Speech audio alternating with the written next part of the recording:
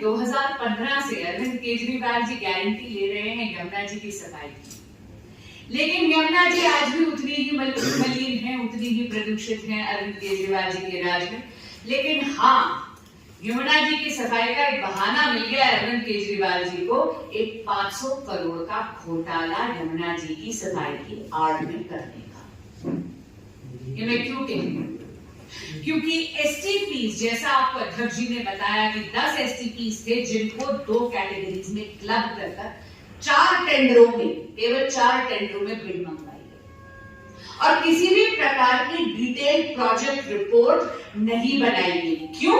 क्योंकि ये कहा गया, उसका वजह ये दी गई कि यमुना जी की सफाई करनी है, इसलिए विलंब होगा, इसलिए डिटेल्ड प्रोजेक्ट रिपोर्ट की आवश्यकता नहीं। कितनी ज्यादा विलंब होना है?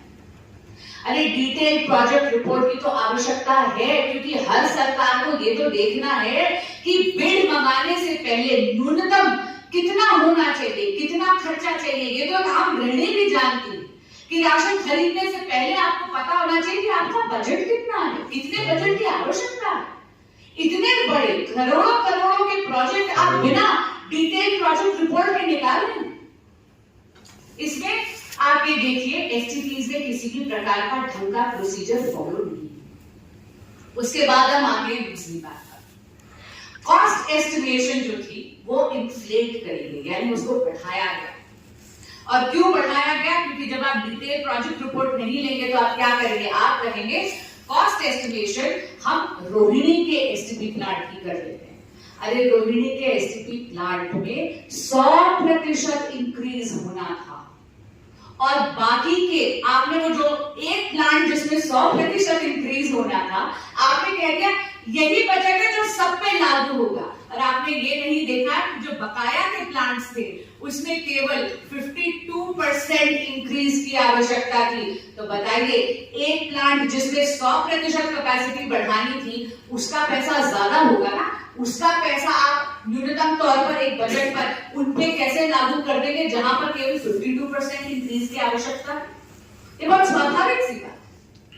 उसके बाद आप देखिए तीसरी बात, अध्यक्ष जी ने आपको बताया कि टेंडर की कुछ शर्तें ऐसी रखी गई कि ट्रांसपेरेंसी, पारदर्शिता ना हो।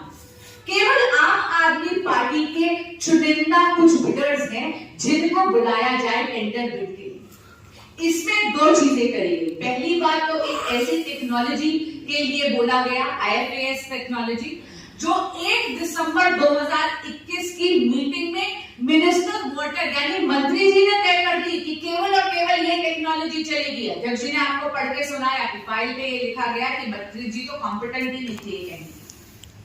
और इसके अलावा जो अवधि दी गई वो इतनी अनरियलिस्टिक, जिसमें ये काम हो ही नहीं सकता था। केवल 11 महीने की अवधि दी गई। जो इनके चुनिंदा हुए लोग थे जिनको ये बिड दी गई, अरे वो भी अभी केवल 30 से 35% काम ही खत्म कर पाए। और फाइनली इन्होंने ये करा कि जो भी लोग जिनको इन्होंने अपने चुनिंदा हुए लोगों को जिनको इन्होंने बिड दी, वो सारी की सारी उनकी आम आदमी पार्टी के साथ ढाले। एक कंफ्यूजन था। क्यों? क्योंकि एक ही जेबी के 2 पार्टनर्स, उनसे अलग अलग बिड करवा के दिखाया जैसे 2 अलग अलग एंटिटीज थी। और जो तीसरा व्यक्ति जिसने बिड करा, जब IFAS टेक्नोलॉजी के लिए आपको एक अनुभव दिखाना पड़ता है, आपका वर्क एक्सपीरियंस देना पड़ता है, तो देखते हैं कि ताइवान का एक ही प्रोजेक्ट है जो तीनों बिडर्स दिखा रहे हैं IFAS टेक्नोलॉजी।